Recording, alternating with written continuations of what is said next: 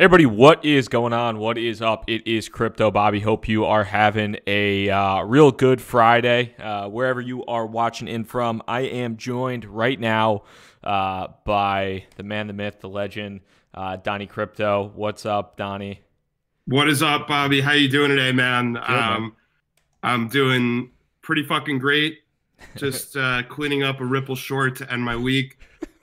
Ends up the new year with a nice profit. Dumped on some plebs. Had some other plebs tell me that they made $200 and they're really excited about it. That's awesome, man. I'm glad you made 200% on your first shitcoin trade. Please, please cash out before it dumps down to zero, because it will dump down to zero in the next 2 months.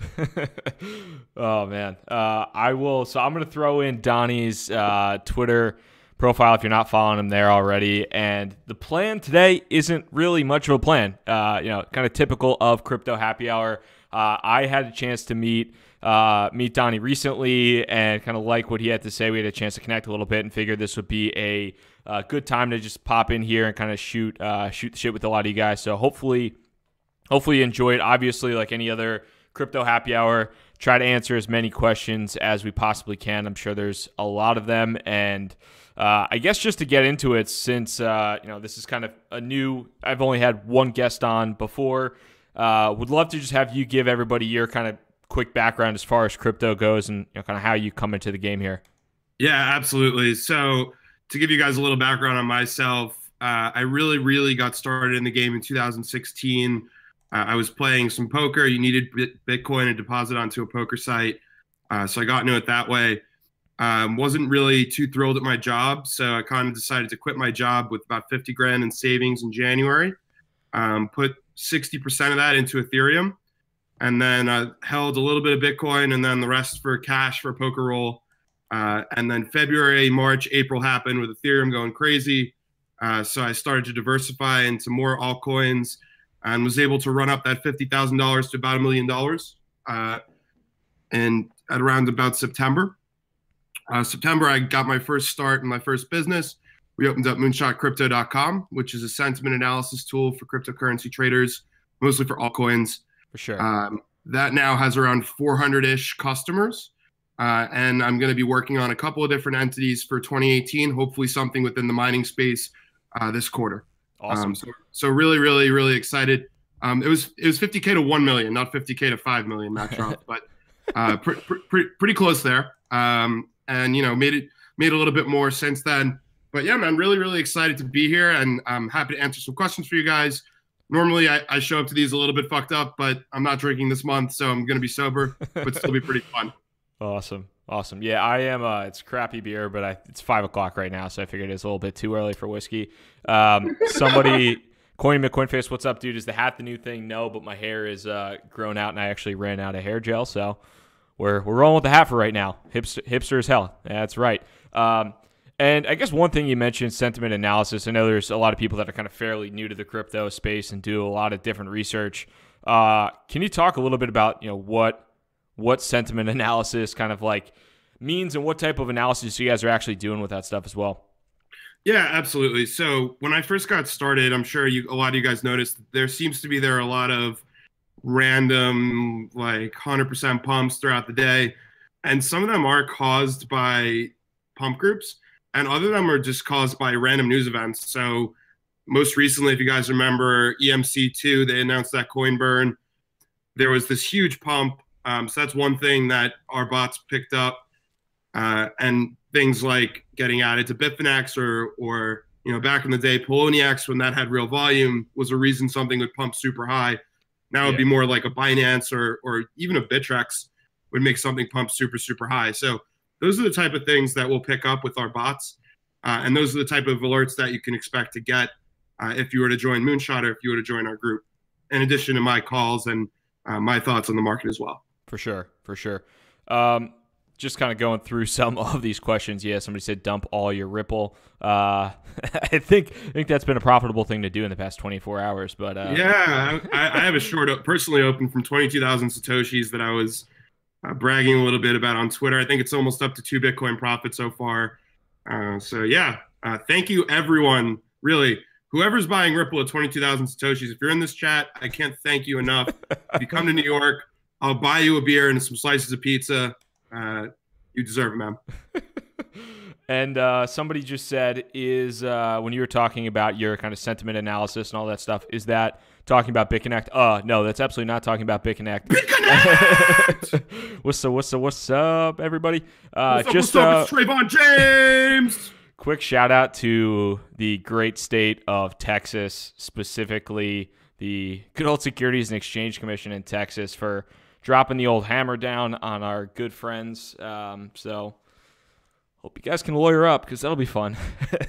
But it'll be really great, because I guarantee none of the idiots involved with BitConnect know that they're liable under Texas law for basically committing a Ponzi scheme if they have any sort of Texas customers whatsoever. So that'll be really great. Yeah.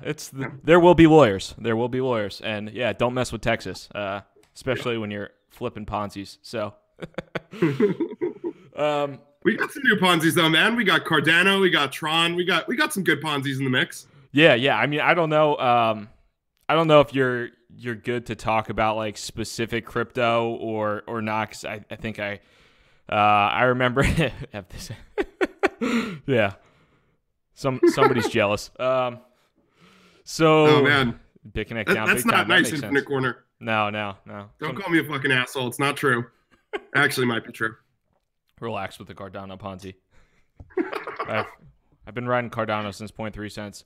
Somebody said all the YouTubers are saying keep ignoring the SEC FUD. Yeah, the SEC doesn't FUD. They just drop the hammer down. So I think that's there's no FUD with the feds, bros. When they get involved, they're there to fuck you. They're not there to help you out, man. Yeah, for sure. So going through, I guess maybe you could talk a little bit about this too. I mean, obviously, Tron pumped like hell, Ripple pumped through the roof, Stellar pumped through the roof, Cardano pumped through the roof. Talk a little bit about maybe just kind of that run up and that fall and kind of what you think about that. I mean, is that they just completely overvalued, or what? To say any of this shit is worth $117 billion is totally absurd. I mean, none of it has any use case whatsoever yet. I mean, yeah, great. You're buying into a pump. I mean, Cardano, like, does Cardano even have a working product yet? I don't think so. Minimally, pretty aggressive roadmap, but yeah. Yeah, I mean, a pretty aggressive roadmap. Like, it's worth more than like Litecoin and other stuff that has, you know, and like I was on our cryptocurrency the other day, and it said that it was worth higher than SpaceX in terms of market capitalization. So there's going to be a lot of Cardano fanboys in there. But hey, man, when you get left holding the bag, and you will, you know, don't say that I didn't warn you, because none of this shit really will ever stay at this price for extremely long. Yeah. You know, there's going to be sellers. There's going to be backholders that bought the ICO that want to get rid of it. So good luck, man. Yeah, and I think one thing too, so I'm looking at some of these comments as well, and one thing that I will say, and he had a solid tweet on it today, and especially for everybody that's freaking out. Ari Paul, and I've been saying this, I've been banging down the hatchet on this, and I have I've been banging down the hatchet on this, but like the word FUD and all that stuff, just because it's something that you don't necessarily like I have a bunch of money in Cardano right now. I have a ton of money in Cardano right now, probably more than I should. But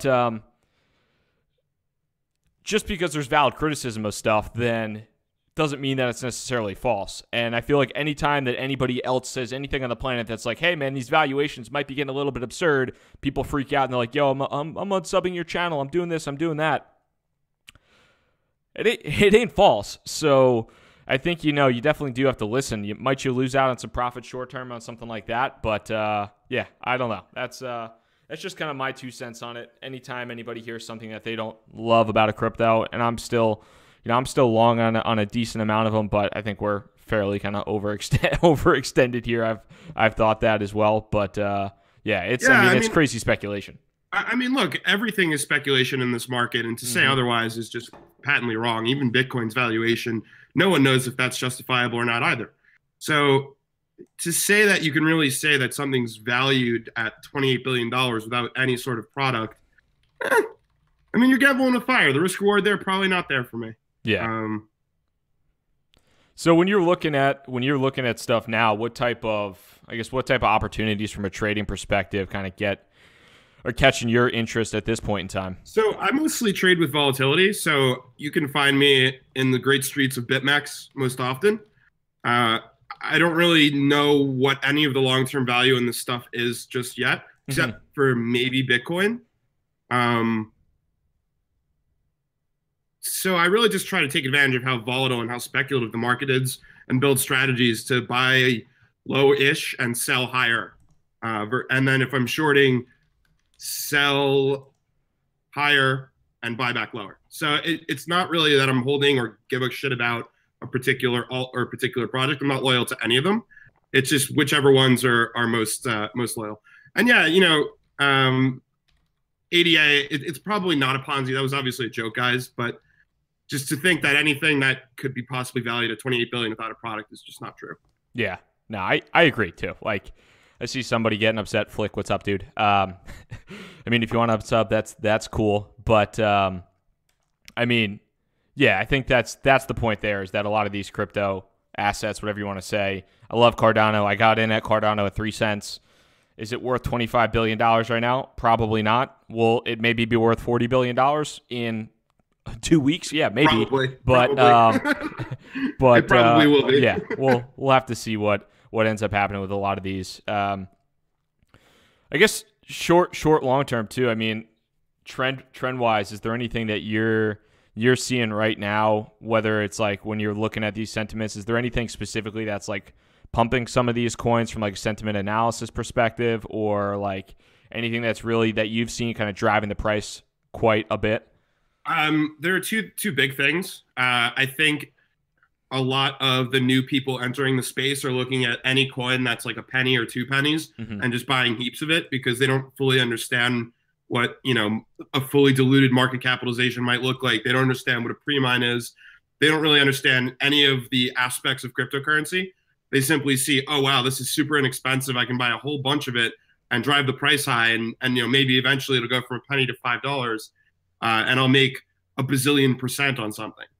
So I think that's like, that's definitely a trend that's going on. The second thing that I see that's going on a lot is a resurgence in ICOs. Yeah. I think in the wintertime, in July, you had Basic Attention Token, you had Omisego, you had a whole bunch of ICOs really, really pop off. And then in the wintertime, when Bitcoin was super bullish, the ICO market was pretty dormant, although it wasn't really, because you had things like Dragon Chain, Icon that were about to start up and really get going. And I think those have performed super, super well for investors. So, I personally missed out on both Dragon Chain and Icon. I wish I got into both of them, but I wasn't smart enough to really consider that the ICO market would bounce back. Yeah. But I'm not making that mistake this time around. I'm in Zilliqa, I'm in Bluezell, and a number of other opportunities that I'm really, really excited about. Yeah. That's something I think has been interesting. And even like the ones from like back in, there was kind of that like ICO winter, whatever anybody wants to call it, from back in like September, October, where it seemed like anything that ICO, there was kind of that June, July, August timeframe, and then once stuff started underperforming Bitcoin, it just kind of, the excitement around ICOs just kind of died off. And then even like the legit projects from back in September, October that ICO'd, things like AirSwap and some of those other ones were basically kind of just floundering for a month, 2 months, whatever it is, and now those are popping back off too. So that's been cool to see. And then as well, as far as some of the other ICOs, like I've seen a couple of them that, and I've started hearing a lot more. My buddies kind of talk a little bit about different ones that are starting to come out, like you mentioned, Bluezell, and I've heard Gems might be another one. I think I'm trying to have a conversation with the founding team at Gems at some point in time on the channel. So that would be cool if I could get that rolling there as well. But I mean, the ICO game is definitely interesting. And kind of there's always these like random flows, it seems like. Yeah, and I think there are always going to be ebb and flows in this market until we hit, probably about a 10 trillion market capitalization, at which point there'll be a serious correction. At least that's what I think. I think it's going to be close to the inflation adjusted valuation of the .com bubble. Maybe it goes a little bit higher, but I think 2018, if you're in crypto right now, you have a very, very good shot to make 6 figures and a pretty solid shot at 7 figures. And yeah, if you don't get too greedy and use the proper risk management, you can set yourself up for life. It's a really, really great opportunity, and I'd encourage everyone in this chat to not take it for granted. Yeah, it's it's kind of the way I'm looking at it now too. I mean, I feel like there's, maybe it's a once in a lifetime opportunity. Maybe maybe I'll get wrecked, but at the same point in time, like the money I have in now is basically come from almost nothing, and it's at the point in time where if we see anywhere near a similar multiple of what we had in the previous years, I mean that could be some life changing stuff, which would be pretty sweet. So I'm excited about seeing how that might develop for sure, and I'm sure, just even talking to people like yourself and a couple of the other guys, it's crazy to hear about kind of how that's going to hang out. Yeah, absolutely, man. Dan Parsons, thinking about risk management strategies, I typically will allocate on average 1% of my total net worth towards an altcoin, and then anywhere from 1% to 3% of my net worth for an ICO. And I try to keep a spare amount of spare Bitcoin and Ethereum for ICO opportunities, margin trading, random alt purchases that might come up. So for instance, if Bitcoin Cash was added again, theoretically to GDAX, you'd want to have some coin available in order to make a quick trade on that to flip it for 30 to 50% on the day of listing. So that's generally the risk management strategy that I use. You might want to get a little bit more aggressive if you have a smaller portfolio, but generally I find 1% for altcoins and 1 to 3% for ICOs works. Gotcha. That's awesome. I'm just taking a look at some of these chats here as well, trying to go through, see if there's anything worth the time. So Tyler, we can hop back to that in a little bit, but I don't know what you can speak on LightPay and LTC mostly. I mean, even from my end, I've been utilizing, I don't know about your end, Donnie, but I mean, for me, Litecoin has been, I haven't been much into actually investing it, but I've just been using it to just get my money around because ETH gets clogged up, Bitcoin gets clogged up, but I'm not super big on Litecoin personally as like an investment. I love the usability of it, but like long-term investment-wise or even short-term investment-wise, it's been getting whomped in comparison to Bitcoin a little bit. Well, it's had a decent day today, which is good to see for sure. I mean, I think Litecoin definitely has a future as far as payments, but as far as will Litecoin be ever worth $10,000 a coin? I don't know. I doubt it, to be honest. Going through some more of these chats here. Yeah, I saw someone mention something about POS, and I think you're going to see something very similar to mining pools. You're going to have staking pools. I know one guy within the Crypto Manhattan community is already organizing a staking pool. Yeah, that was interesting. Yeah, so I think you're going to have still people mining because mining Bitcoin is profitable. Mining Bitcoin Cash theoretically should be profitable, and some of the other proof of work coins, Monero. But you also have POS coins, especially when Ethereum switches to POS, that pull together to stake Ethereum and reap the rewards from that as well. So I don't think there's going to be too much of a difference between the two. Yeah, I'm pretty excited to see how proof of stake actually works and how developed it gets through the year 2018. Just and to the kind of the proof of stake pool or the staking pools as well. I think that's pretty fascinating stuff because I think a lot of people, it's kind of interesting because a lot of people love passive income and whatever that might be, 5% annually or whatever the heck it is. And then I also think it's kind of the fact from some people having whatever it is, a level of ETH, staking a level of ETH versus potentially playing that around. I think it'll be interesting to see how that actually kind of develops in the space because I think so many people just look at some of these cryptos and they might be staking Ethereum as Ethereum is going up however many percent while whatever X is popping off. So if they allocate a significant portion of their portfolio to that and kind of how that ends up panning things out. And I think Ethereum, whether or not they can execute on that, should be pretty interesting. Yeah, of course. And I think what a lot of people will do or should do is allocate a small percentage of the portfolio for a staking pool if they're interested in staking versus, sorry, Michael Keen, I will not be sharing my models for BitMEX. Those are way too profitable. Yeah, that will never happen. Sorry, man. Yeah, so personally what I'll probably do is I'll probably take maybe 5 to 10% of my portfolio and participate in a staking pool. Sure. Versus fully staking my entire portfolio or my entire ETH allocation for staking. Manapia's staking pool is basically like a mining pool. You pool together resources to get the rewards of staking, and based on how much ETH you contribute or how much crypto you contribute to the pool is the percentage of reward that you'll get from that pool. Does that make sense? It's basically the exact same thing as a mining pool if you're familiar with a mining pool, and then it's just a different type of, instead of proof of work, it's proof of stake. So yep, pretty much the exact same thing. But, and then correct me if I'm wrong too, with Ethereum, and I'm sure some of these other ones, I mean, at least with, this isn't necessarily a masternode type thing too, but like with Dash, you obviously need, I think, whatever it is, 1,000 Dash to actually have a masternode, which now is over $1 million.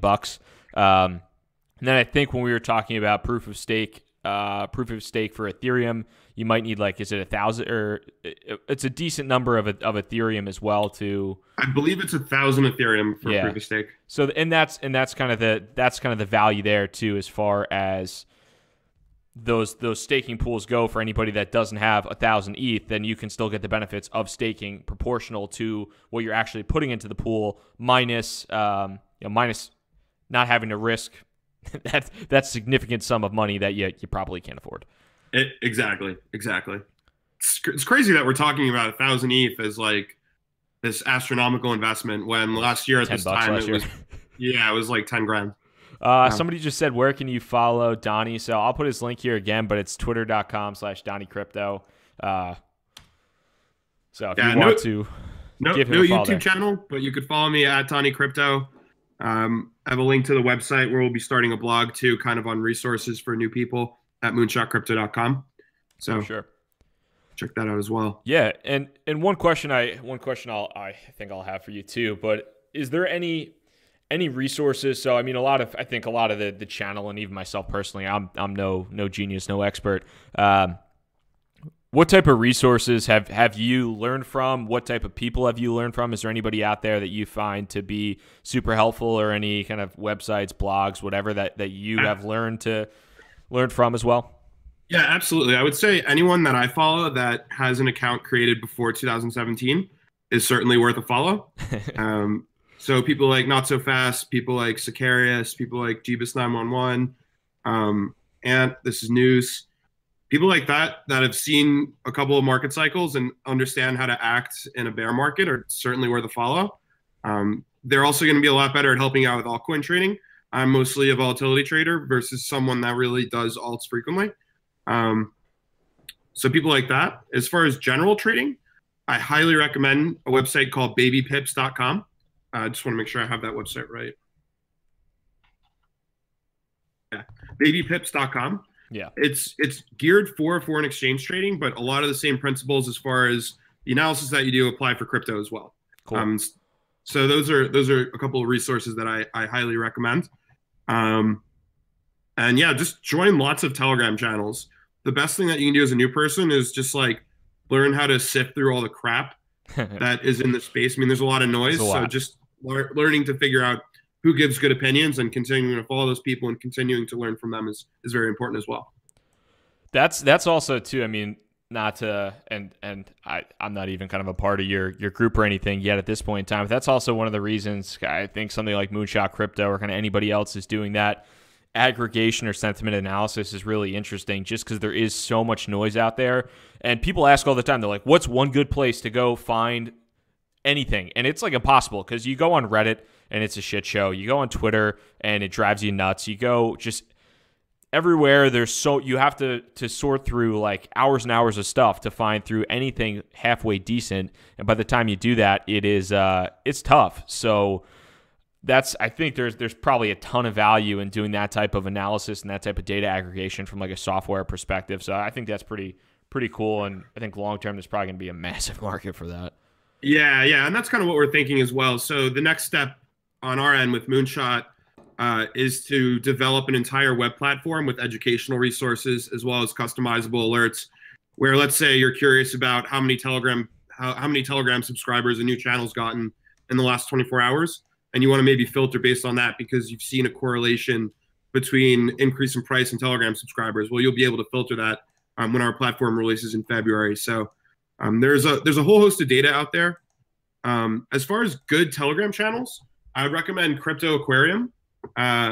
Message myself on Twitter if you want access to that, and also the Baby Pod.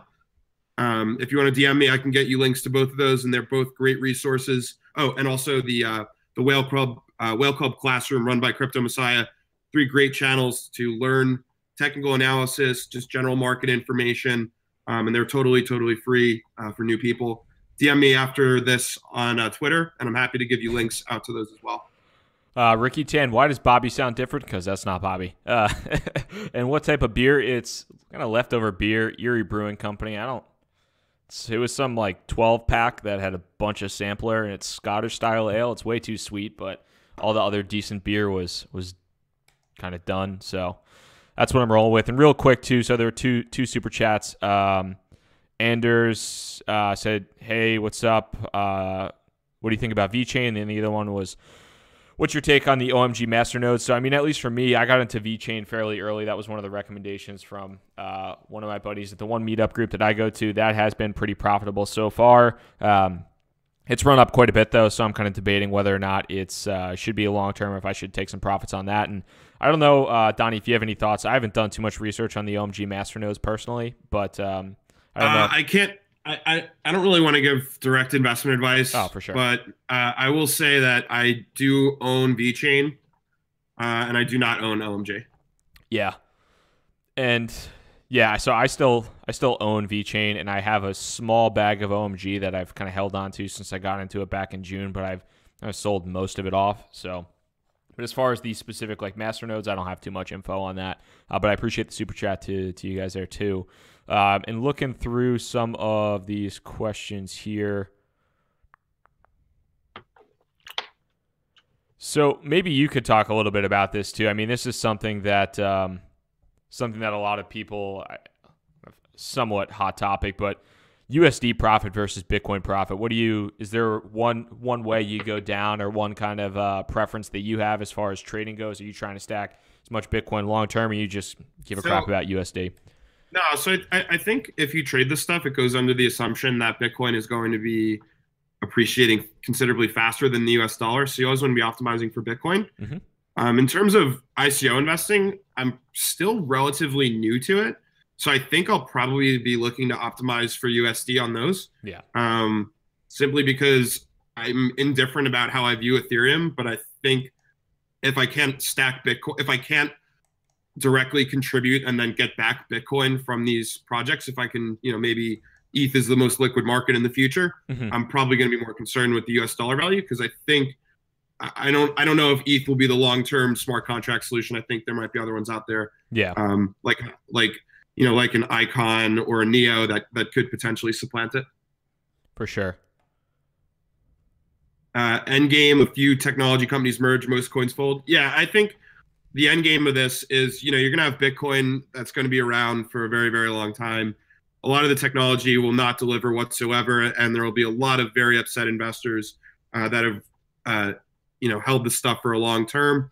And, you might see some mergers, some acquisitions, and then, you're going to see a lot of coins just completely go to zero. Yeah, one thing too, and I'll add to that as well. And thanks for the super chat, Chris. I mean, as far as those like techs merging, one thing that I don't know if it's happened yet, or but from like an ICO company that has tokens, and I've worked with a couple of different companies in New York and kind of elsewhere now, where they're running an ICO, or they're taking an existing company and kind of restructuring that to hold an ICO. Like, what happens in the future if somebody wants to acquire that company? Like, I feel like that adds a ton of complexity that, legally speaking, nobody knows what the heck is going on with like anything from just like a straight up crypto perspective, but you throw in an ICO and these tokens, and then nobody really has any idea what's going on either. So, yeah, I mean, it's just going to be a total shit show, for lack of a better word, when these M&A deals start happening. A lot of lawyers might have their jobs saved, though. I mean, that's a lot of legal fees for them. So, Crypto Bully, get on your horse and start figuring out how to do M&A for tokens. Yeah, it's coming. It's going to be that's going to be ridiculous, and that's even too, like, I don't know if I've seen it yet. I've seen a couple different guys, like a couple different lawyers that have kind of risen, maybe like Marco Santori and a couple of those guys seem to be like kind of big in the crypto space, one thing I haven't seen yet, or maybe I don't know, but like a crypto accountant, like if there was a crypto accounting firm out there or something like that, I like, goddamn, does that need to happen at some point in time? Just because it's so confusing at this point. Yeah, agreed. If any of you guys are out there, again, this isn't financial advice, but Bitcoin.tax, not a paid shill whatsoever. I personally paid them for the product this year, and that's how I'll be determining my P&L and what I owe the government. So highly recommend checking that out, Bitcoin.tax. Yeah, if you are interested in Bitcoin, if you're interested in Bitcoin.tax, there's also a link in the description, so we'll hop on that shill game. Somebody said, "Don't talk about Reddit without consequences." Yes, I'm down talking Reddit, bro. You guys are nuts. All right, let's get some questions in the chat, man. If any of you guys have specific questions for Donnie, let's not do specific investment advice type stuff, but maybe like theoretical or strategic. I think that probably, unless you have any type of questions that you feel like would be helpful for you to answer, let's start shooting those off. But not when Moon on XYZ crypto. Yeah. Let's try to avoid the. So, how do you get into ICOs?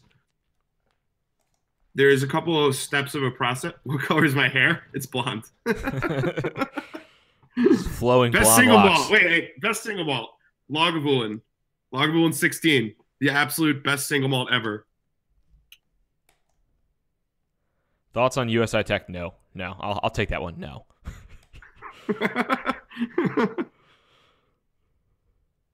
Do I agree with the polychain thesis on protocol? Can you make me familiar what that is? Are you talking about polychain capital, like Olaf and them? Maybe it's the fat protocol thesis, I guess, would maybe be part of that. Oh, like how the skinny protocol with the SMTP and all that stuff, and now the new age, the protocol itself actually has value versus the application on top? Yeah, I think so. Yeah, essentially. Yeah, I definitely agree with that. That's why I invest in cryptos, man. Yeah, and I'll echo that too. I mean, I think you're seeing that with a lot of these crypto, like the Bitcoins and the Ethereums, like, and even the Ripple now, but like the Bitcoins and the Ethereums, a lot of the money seems to be flowing to them, and really one of the only, I would say, like heavily valued private company in the space right now being Coinbase, and I guess some of the other exchanges, but not that many other companies being built on it that you've seen these like crazy valuations, other than all that value going to the top, really, with Bitcoin and some of these other guys. Yep. Do I have a paid group? I do. You can access it at moonshotcrypto.com. Not going to actively promote it, but if you want to check it out, you're more than welcome to shoot me a DM about it, and we can talk through some stuff. Craziest poker hands. So recently I was playing a 5-10 session and flatted a 4-bet versus I opened under the gun, cut off 3-bet, big blind, cold 4-bet. I flatted the cold 4-bet, cut off also flat. Flop comes king, deuce, deuce, I have pocket kings. Big blind lead shoves, and I stack him for like 350 big blinds and use aces. So that was awesome. And since I don't really play poker, that literally just went straight over my head, and I had no idea. Basically, I was speaking in another language. Basically, I was a 20% chance to win the hands. Yeah. And I won the hand for a lot of money. That's kind of interesting. One question there. Thoughts on crypto casinos? Does that have any level of interest for you whatsoever? Or is that just a waste of time? Total waste of time. I'm not sure why that needs to be decentralized and why like Bovada isn't good. I mean, I can just use Bovada, sports bet, gamble, whatever, and then cash out in Bitcoin. So that is. It's not like Bovada follows laws anyway. Neither do probably half of these companies. Yeah, I mean, what else we got? We got Bitcoin pushing up against 16.9, which ain't too bad. Oh man, how many of you guys are about to panic sell alts this weekend? That's my question. So what do we got here? I'm curious to see everybody's favorite of the. Oof. Heyo.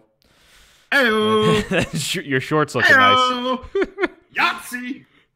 Oh man. Man, that's a good one. Before everybody hates me. How much should I start at the very beginning? 50,000 United States American dollars. Oh, Jesus. BTC looks parabolic. Yeah, it's coming back, boys. Hey, it's not dead. All right. All right. Why did we buy Ethereum yesterday? You want to hold Ethereum. This will be one piece of investment advice I'm giving you. The Japanese yen pair is coming, and that will create a massive, massive market that does not exist right now. So yeah, definitely hold your Ethereum, because if you look at the chart for Monocoin, when that got a Japanese yen pair, it went crazy. So yeah, you definitely want Ethereum to JPY pairs happening, and you'll want to hold some Ethereum for sure. I don't remember when that was, if that was this spike, or if you can see. That was the second spike. That was the first spike, I believe. Oh, the first spike. That's a pretty big move. Yeah. So yeah, you'll definitely want to hold some Ethereum for that, because the Japanese, they like their coins. Asia loves to pump crypto. There's one thing Asia loves to pump. How long investing in crypto like we are now last? I think it'll last another 18 months. And then you'll see a pretty massive correction whereby most coins go to zero. There's some mergers, and then very, very few winners, maybe about 1% of coins on the market. Heard about anything about Amazon getting into crypto? Not yet, but if I do, I'll be sure to bill first and then tell you guys later. Yeah, that's my favorite thing on the planet is these Amazon is accepting Bitcoin, Facebook is accepting Bitcoin, and granted, shit channel, bro. Thank you. I appreciate that. To the moon to you as well. So yeah, I just love those kind of rumors, although Zuckerberg did tweet out that he was interested in decentralization in cryptocurrencies, but that doesn't necessarily mean Facebook is integrating Bitcoin or Litecoin or anything like that, or when people are saying that's going to be the big move. And I tweeted that you were talking about this, about panic selling. I was kind of joking about this. Everybody's like, yo, I'm all in on crypto. This is the best thing. I don't need fiat. And then the next 10% dip, which basically happened today, is... Oh, man, I'm selling. I can't do it. I forget it was like the ETH trade. I saw this meme on ETH Trader that I died at, when it's like the old thing from like AOL Instant Messenger back in the day, when girls would like put in their profile, like, if you can't handle me at my worst, you don't deserve me at my best. And it's like, if you can't take my 300% pumps, you don't deserve my 40% dips or whatever. And it just made me die. Oh, man. Oh, God. Sorry, guys. a little sick here. Any advice on bad trading days? Any advice on bad trading days? Log out of Bittrex, log out of Binance, and step away from your computer, man. That's definitely good advice. Sometimes it's best to just step away and not, especially when you have no idea what you're doing. Being anywhere near your computer is a terrible idea. Yep. Am I buying any real property with Bitcoin? No, not yet. We're not at the top. Favorite storage network coin? Filecoin. Disclosure, I own a ton of it.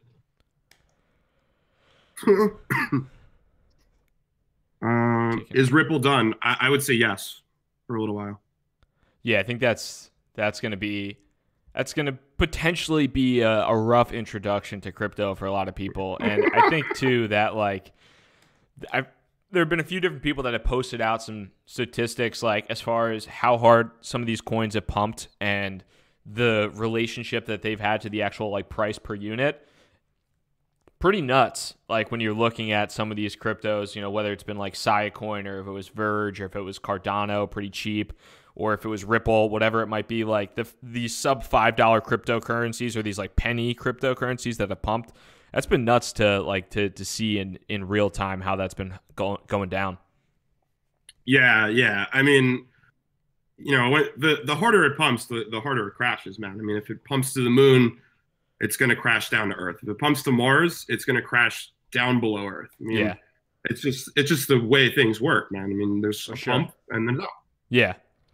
And I mean, even too, like it's been the case today with you've had Ripple, Cardano, which I still hold, and might buy more if it really, really pumps. I mean, if it really, really dumps off. But you know, Ripple, Cardano, Stellar, like all those guys that have just pumped 1,000+%. Like trees don't grow to the sky, unfortunately. Like I guess in crypto they kind of do, but at the same point in time, like when they grow to the sky, they also can come down real hard. And a lot of people, I mean, at least me on the channel, like a lot of people always say like, yo, why aren't you buying into like this? Or why aren't you buying into that? And it's because it's already up 1,000%. And I'm petrified of buying something at, when it's up 1,000% and then it drops 35%, then you need to have it go up another 50% to even recover your initial investment. So, exactly. I mean, that's kind of my thought process. I don't know if you have anything or if you. Yeah, I mean, generally, if something's up like a few 100%, just take profit, man. Like the risk versus the reward is just not there. I mean, if you're continuing to hold something that's pumped 300, 400, 500%, you're sort of playing with fire, betting that there's going to be someone that's willing to purchase the bag above you, which is not always the case. I mean, yeah, sometimes you get lucky. Sometimes there's a crazy alt season like this where you get pumps for 2,000%, and after it's pumped 1,000%, someone else gets into it. But if you chase pumps like that, in the long term, you're not going to be successful. You're probably going to lose money unless you get really, really lucky. And if you do, great. That's awesome. I hope you get really, really lucky. But I tend to be a little bit more strategic with my strategies. For sure. So somebody mentioned how many times do you trade a day? And maybe we could kind of expand upon that. Like, how frequent is your, I guess, trading? Is this something where you're kind of more aggressively looking for really outsized, incredible opportunities like that Ripple short was recently? Or is it something that you're doing a little bit more frequently that's not always maybe such a can't miss like that one was? I definitely don't trade every day. I mean, if you trade every day and you can honestly identify a setup every single day that's extremely profitable where the reward greatly outweighs the risk, please contact me. I will pay you to work for me, and I'll pay you a lot of money to work for me. Because it simply doesn't happen. You make the lion's share of your money on a very few trades. So, for instance, on Ethereum, I made around 38 Bitcoin. On this Ripple short, I'll probably make somewhere 5 to 10 Bitcoin. So you have to really look for spots where the risk is greatly outweighed by the reward greatly outweighs the risk, and that's how you make a lot of money, and that's how you do it without much stress. Yeah, I don't think you're stressing too much about that one. Most recent bet. It was just a no-brainer. Yeah, that's awesome. What's your advice on exchanges to stay away from? Yobit, I would not touch with a 10-foot pole. And anything that is involved with Mark Karpeles, who's the dude that founded Mt. Gox, I would not touch with a 10-foot pole either.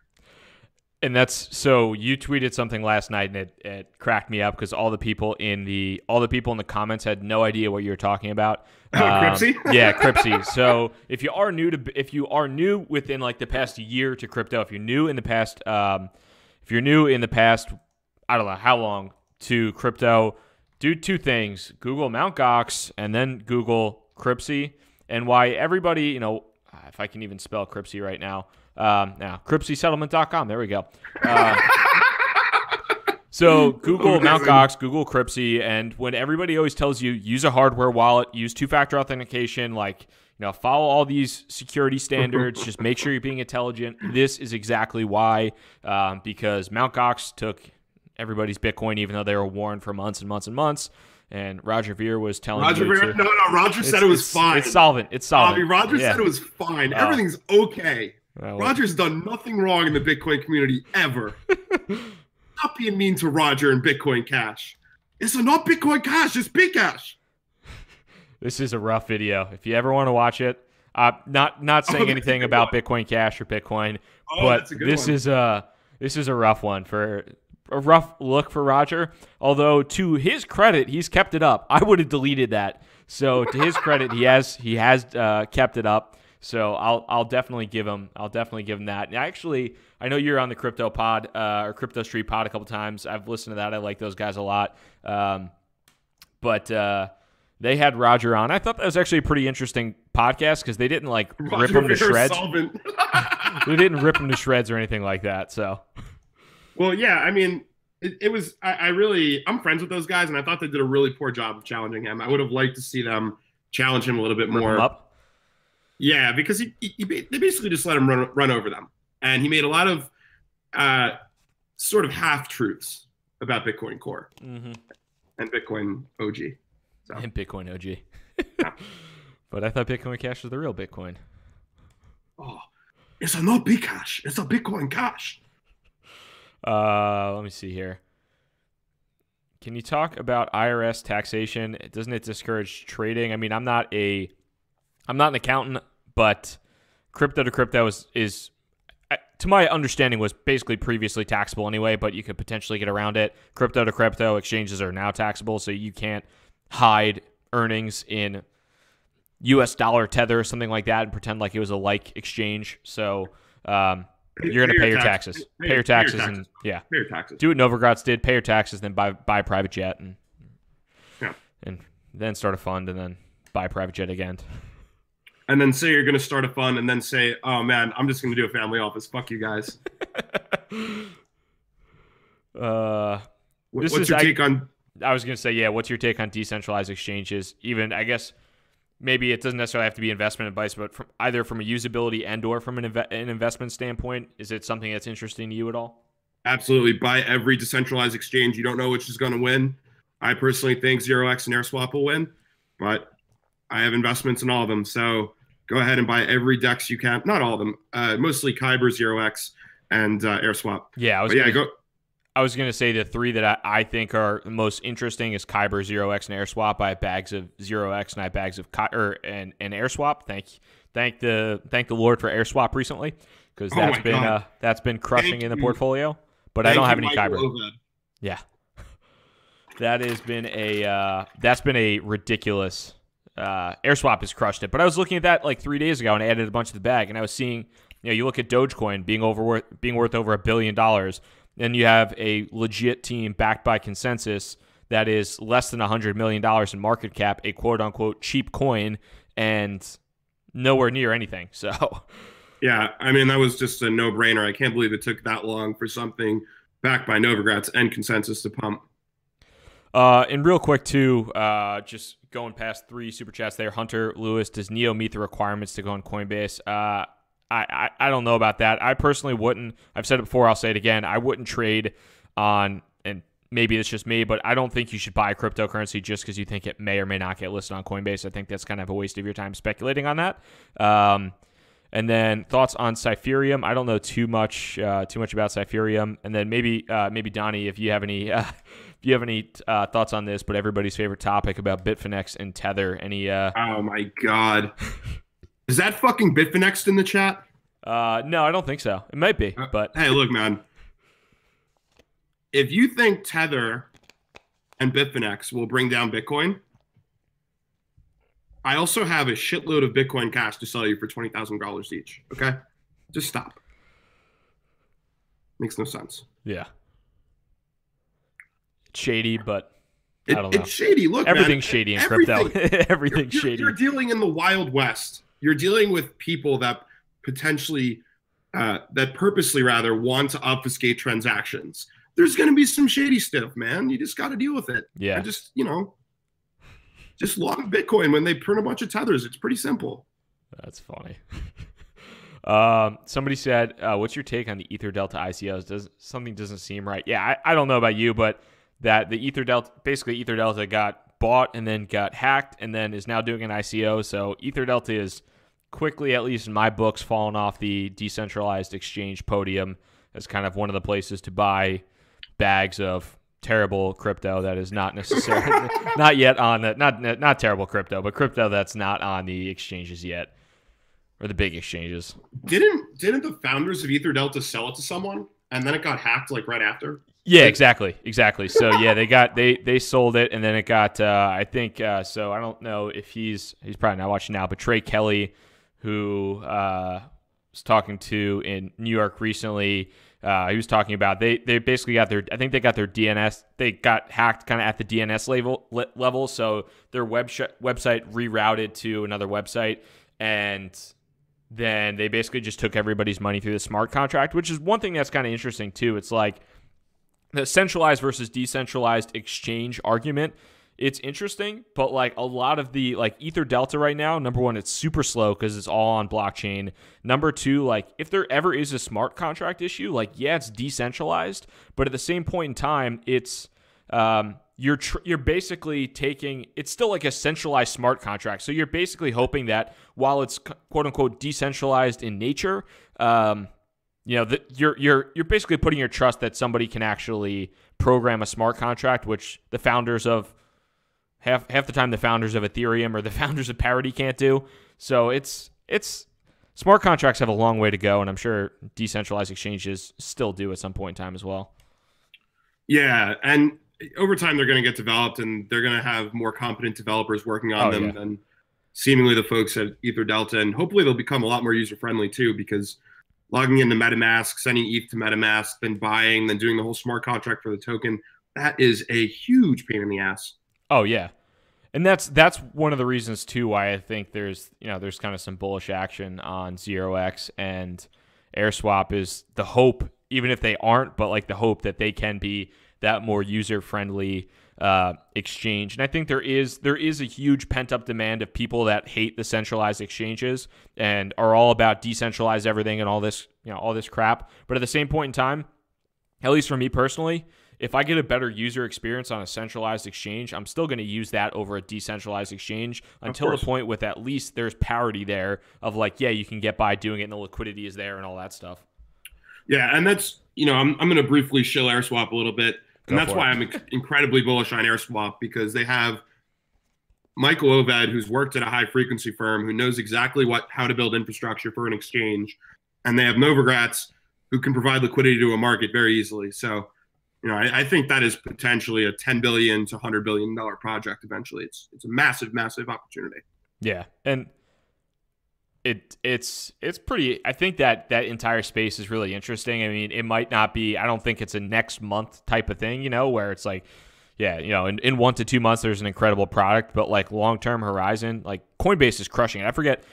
Somebody tweeted recently, I think that Bittrex was on like a $5 billion run rate right now. And like Binance just shut down new user registrations. I think they said they registered like 250,000 users in the past couple of days or something like that. Like the amount of people that are going on to these exchanges to trade is ridiculous.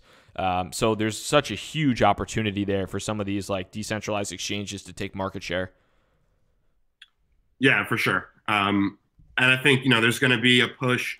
I think once one large government, i.e. the US, Japan will never regulate, but someone in the EU, like in England or a Germany or a Netherlands, decides, hey, look, we're going to heavily regulate these exchanges, you're immediately going to see decentralized exchanges start shooting up in price and start shooting up in liquidity. Yeah, for sure. Looking at some more of these questions here too. So somebody said, do you have any thoughts on Kin or Kick? The one I just have one thought, which I thought was kind of interesting. I guess today they were initially going to be on, or I guess they were in an ERC20 token on Ethereum, or they were building on top of Ethereum, and then they moved from Ethereum to Stellar, and now they're moving from Stellar to somewhere else. So I was pretty crazy. I don't know exactly why, but yeah. I'll chime in with something on Kin.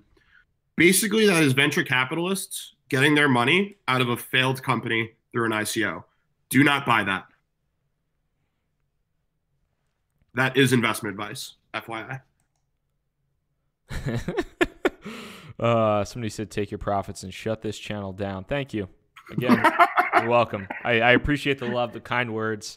It's always good. Yeah. I love when you do these and you always have the one dude that spends his afternoon just like posting rude things in the comments.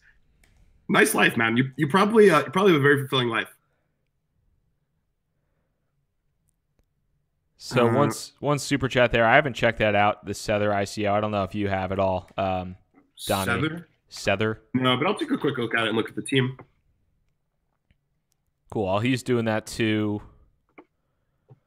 Somebody, Jill said, you got your hat on, shoveling the driveway after this snow. Yeah, it was snowy. My driveway shoveled. Unfortunately, I had to do that. But yeah, my hair got too long. I ran out of hair gel and didn't feel like looking like a total scrub on this video, although I do already. So we're good. What is the guest's Twitter? It is at DonnyCrypto. I'll put his link in here again, so that you have that as well. So I had a look at the Sether ICO, and it doesn't strike me as something that really needs blockchain. I would probably pass on it. For those that don't know, it's some sort of local marketing platform.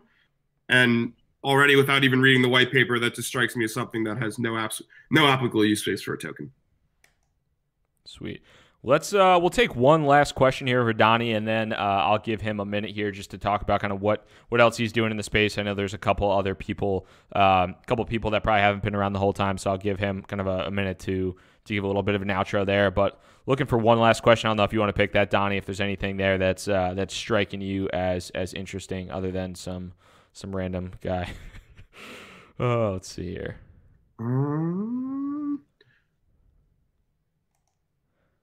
When am I going to have McAfee on happy hour? Did you bet more than my bankroll in Vegas a week ago? I don't know, man. I was stuck about 20 grand. So if your bankroll is more than 20 grand or less than 20 grand, yes. If it wasn't, then no. Awesome. Well, yeah, we can roll out with the last question for you there on that. But if anybody hasn't been here, and I'll stick around for a few minutes after this, after Donny heads out.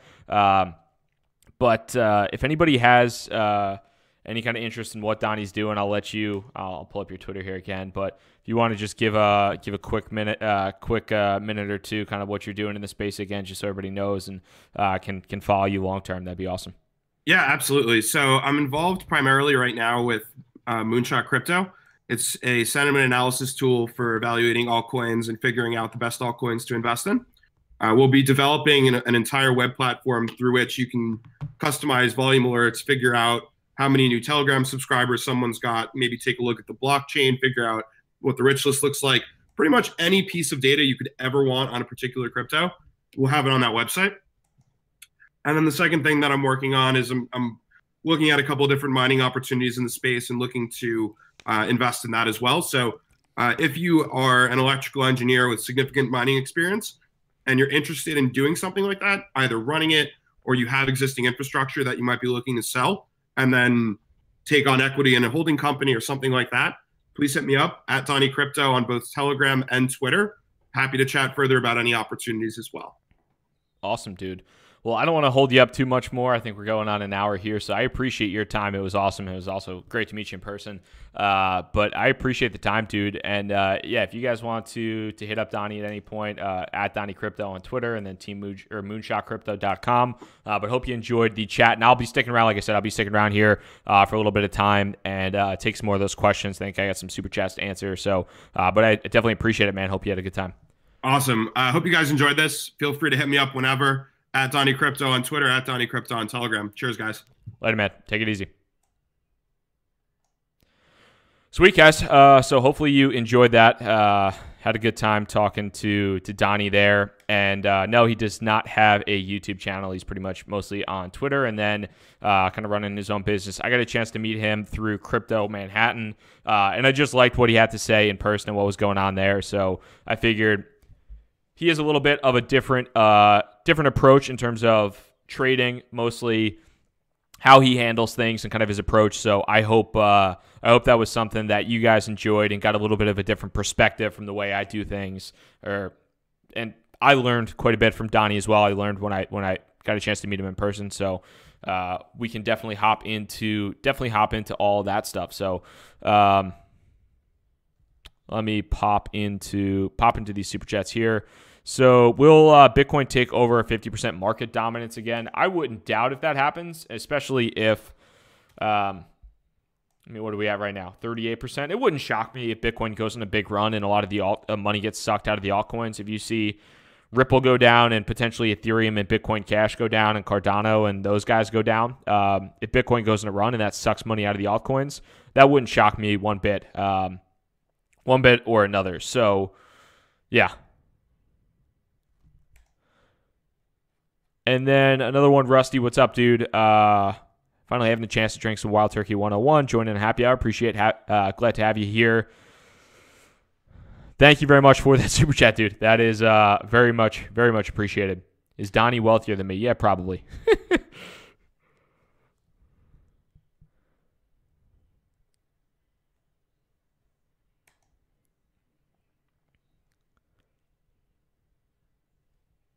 So looking at some more of these questions, and guys, definitely feel free to ask away.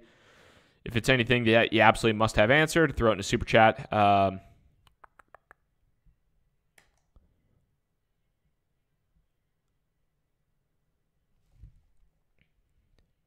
So Chris said the reason why Ripple went down was the statement from GDAX last night. I don't necessarily know if that was the exact reason Ripple went down. I just think that there's a lot of, I mean, Ripple ran up so hard that it was at some point it was bound to come down. It basically, I mean, look at this, look at the chart. It went up from its kind of like bottom out with Bitcoin. At one point in time, it was well up over 1,000%. It's still, granted, if you have been in Ripple long term, you're still up 850%, but you start going up over 1,000%, and pullbacks, I think, are pretty likely. So we'll have to see what's up there. Somebody said, I like the idea of having a guest speaker on from time to time. Get Mike Kessler on. Yeah, Mike is, if you guys are in the Facebook group by any chance, my man Mike is holding that down and has helped me immeasurably with that. So I definitely appreciate Mike's work, and I think that'd be a fun time to have Mike on. And yeah, I've been kind of toying with the idea of having more guests on. I think that would be a good thing to do for sure. Get McAfee. I don't know if McAfee would want to come on here.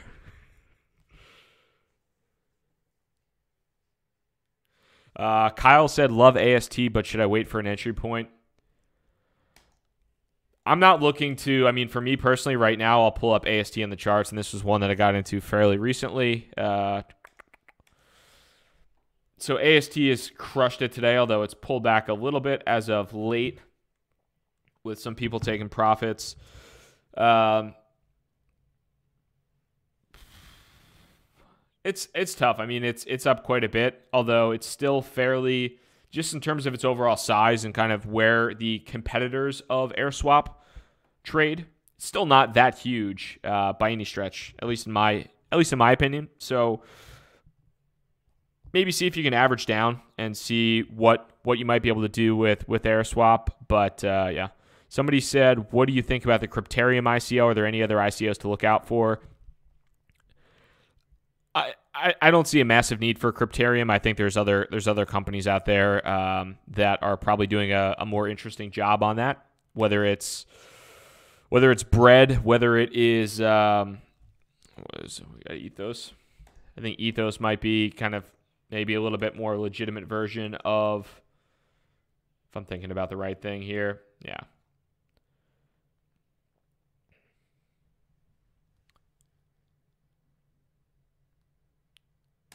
So something like Bread, something like Ethos still appeals to me more than something like Crypterium does.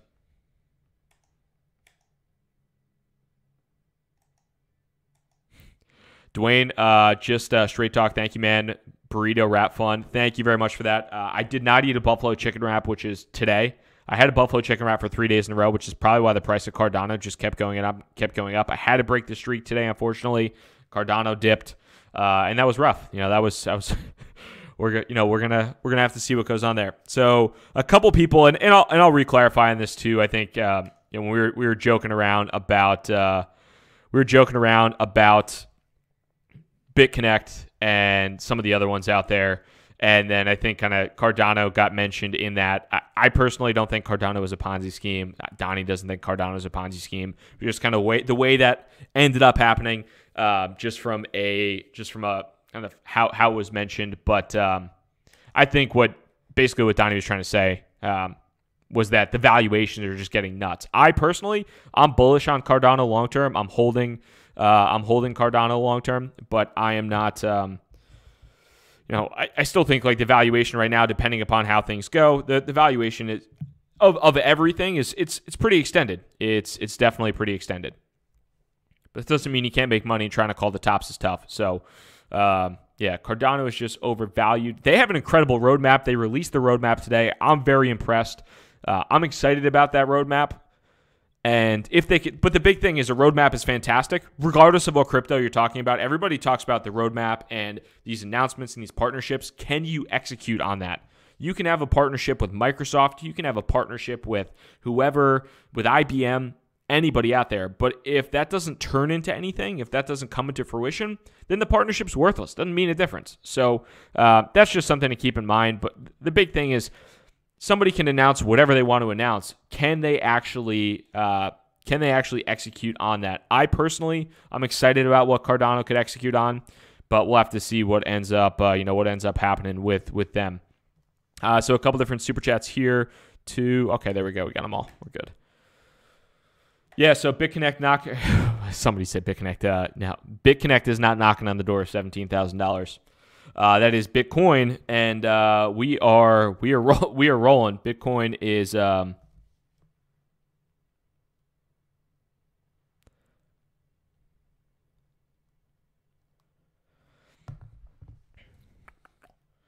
BitConnect is it's all in my head now. It is all in my head. It's consuming me. The hatred burns well within. BMWs suck. I got a Beamer and a Jeep.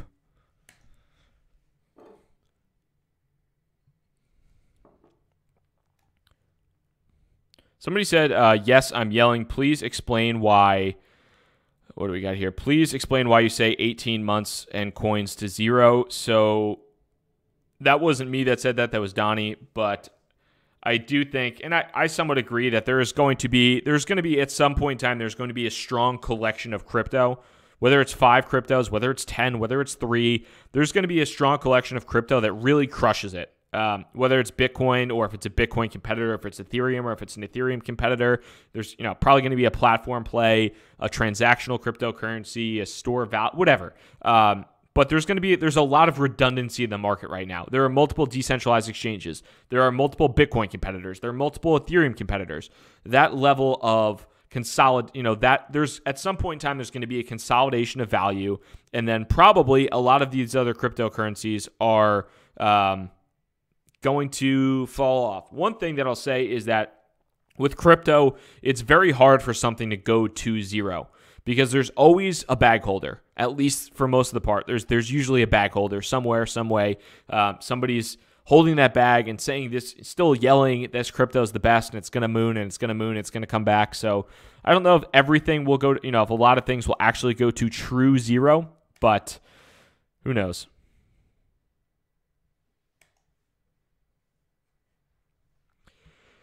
You looked at Dent last happy hour. Did you have a chance to look deeper? HODL at current rates, or has it peaked? Is it just on Hint BTC? Woo-hoo. I mean, it's pretty much at all-time highs, at least on Hit BTC. Not a ton of volume in comparison to kind of what it was previously, but that type of spike up scares me a little bit. Kind of looks like a third leg too, so that does scare me a little bit. I mean, that's a pretty massively extended movement there. Let's see when it was. Let's see how much of a pump you'd be buying into. I typically don't touch anything with a 2,700% pump. So if you've gotten some money in that, if you've made some profit, I might think about taking some profit or taking a lot of profit and redistributing that somewhere else. And one thing I think that's interesting is that one kind of strategy, and I think it's a decent one to employ, is taking money from pumped currencies and moving it to unpumped currencies and going from one to the next to the next and the next. You can definitely still do that, and that's not the the worst idea in the world. Give me 1 second here, guys.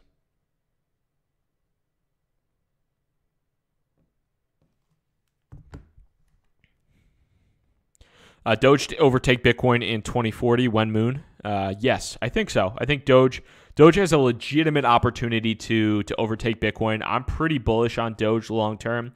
I think that its valuation right now of $1 billion. I think Dogecoin will probably be in like the $15 to $20 billion market cap range and probably be like the transactional currency for everybody in the future. So I'm pretty bullish on Doge. That's my jam.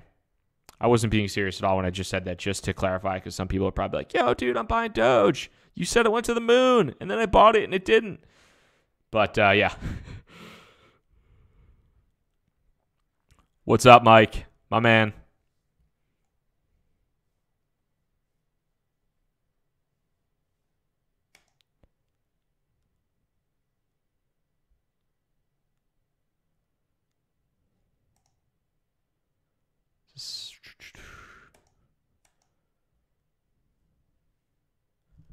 So looking into, somebody said, oh yeah, ADA and XLM Ponzi scheme, question mark. I didn't say Cardano and Stellar are a Ponzi scheme. And when Donnie mentioned that, that was a joke. So relax with that stuff. I still have probably more money in Cardano than you have in your whole savings. So relax. Like, take a chill pill.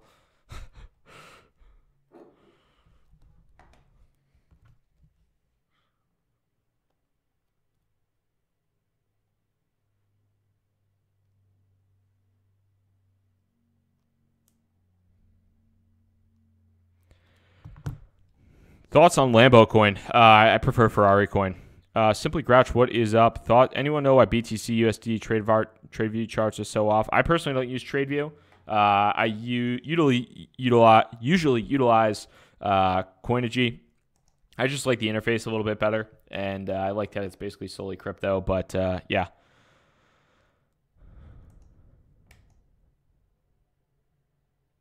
Thoughts on Decred? They have a solid team in place. I think their valuation has spiked quite a bit, but they have a solid team. I like what they're doing.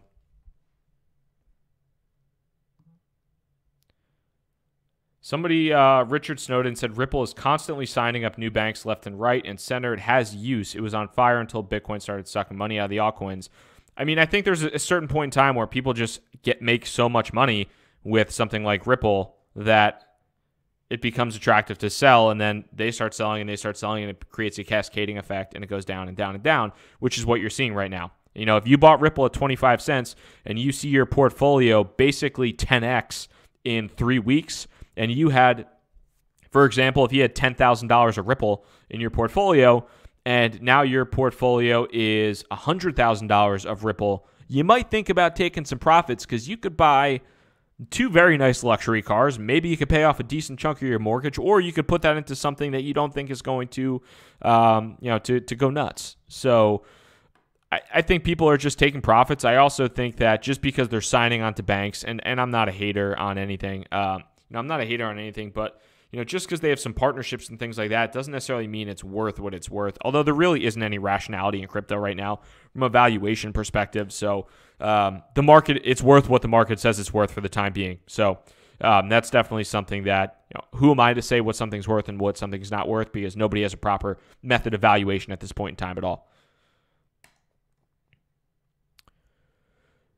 So a couple different things. Thoughts on Mercury Protocol backed by Cuban. We'll pull that bad boy up.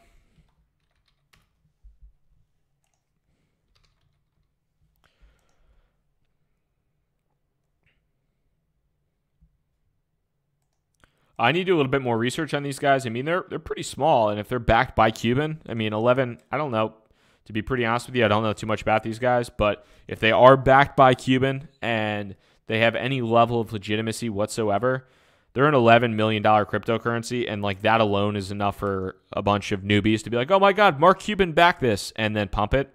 So I don't have any money in it whatsoever, but that type of thing in and of itself is enough to pump a coin for sure. So I actually might look into that because Nick I don't know how to pronounce his name. Nick and Mark Cuban are both pretty legit when it comes. Obviously, Mark is Mark, but Nick from One Confirmation and previously Coinbase, he knows what he's doing. So, $11 million crypto. I mean that pumps. That's gonna. Where is it? Just on Ether Delta. So that's probably part of the reason why. It's only been on Ether Delta. Ooh, yeah, might be worth looking into. I'll definitely take a peek. POE, super high volume for a sub $500 million market cap. Goodbye. Take a look. Yeah, Poet's been crushing it. I mean, it's had pretty high volume on both spikes. It's really crushed it since the new year. I mean, in the past 7 days, it is up substantially. So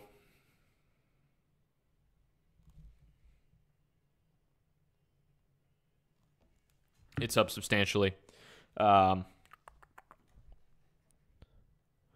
As far as just specific thoughts on it, though, let me take a quick look here. I do a little bit more research, I mean, with proof of existence, kind of what that all might mean long term. But I think they have a solid team in place, and the backers that they have as well are pretty legitimate. Just give me 1 second here. Thoughts on OMG for the year? I still have a small bag of OMG. I think some of the excitement around the crypto is, of OMG has died down just because so many other crypto coins have pumped. But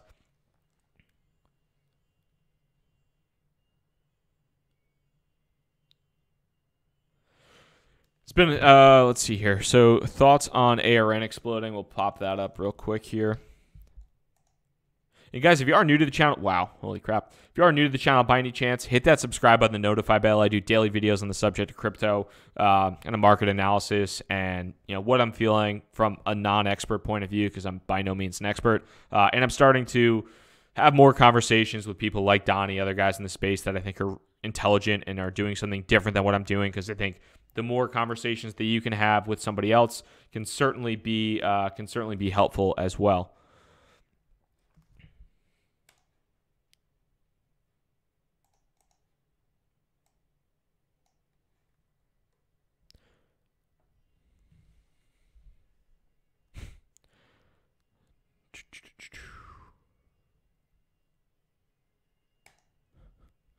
Awesome. So why is ARN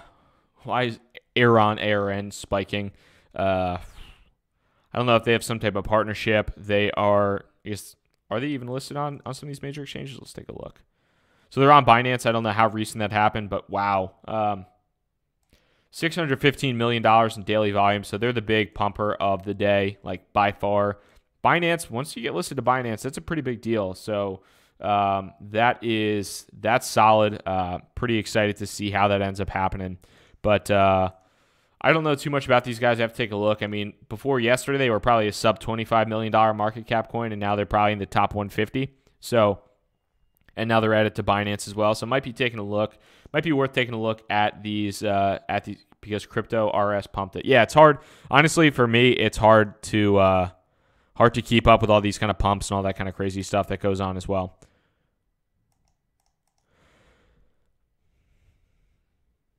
And guys, at this point in time, I actually need to bounce a little bit. I got some family stuff to take care of for the evening. But being that it's Friday, I hope you guys have a fantastic weekend. I, as always, will be back with a daily video tomorrow. Hope you enjoy it. Best of luck in these markets, whether you're buying, trading, if you're holding, selling, whatever it might be.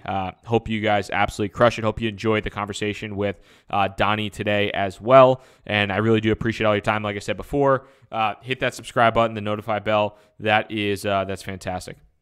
Thank you guys. Have a good one. Go Jets.